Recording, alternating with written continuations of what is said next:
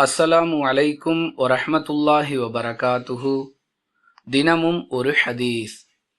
தொழுகையில் திரும்பி பார்ப்பது பற்றி நான் ரசூலுல்லாஹி ஸல்லல்லாஹு அலைஹி வஸல்லம் அவர்களிடம் கேட்டபொழுது, அவ்வாறு தொழுகையில் திரும்பி பார்ப்பதன் மூலம் ஷைத்தான் அவருடைய தொழுகையை பறித்து விடுவான் என்று பதிலளித்தார்கள்.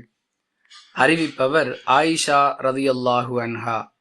நூல் புகாரி, ஹதீஸ் எண் 3292. அன்பிற்குரிய அல்லாஹுவின் நல்லடியார்களே, ஷைத்தான் அவருடைய தொழுகையை பறித்து விடுவான், அவருடைய தொழுகை பறிபோய்விடும் என்பது போன்ற வாசகங்களிலிருந்து நாம் நம்முடைய தொழுகையின் நன்மையை இழந்து விடுவோம் என்ற கருத்து மிக தெளிவாக விளங்குகிறது.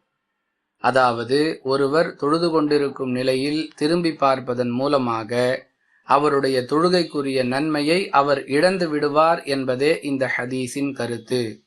எனவே தொழுகையில் ஈடுபட்டிருக்கக்கூடிய ஒருவர் எக்காரணத்தை கொண்டும் தொழுகை முடியும் வரை திரும்பி பார்க்க கூடாது என்ற எச்சரிக்கை இந்த ஹதீஸின் மூலம் நமக்கு சொல்லப்பட்டிருக்கிறது. புரிந்து நடந்து கொள்வோம். வாஹிரு தஅவானா அனில் ஹம்துலில்லாஹி ரப்பில் ஆலமீன். அஸ்ஸலாமு அலைக்கும் வரஹ்மத்துல்லாஹி வபரகாத்துஹு.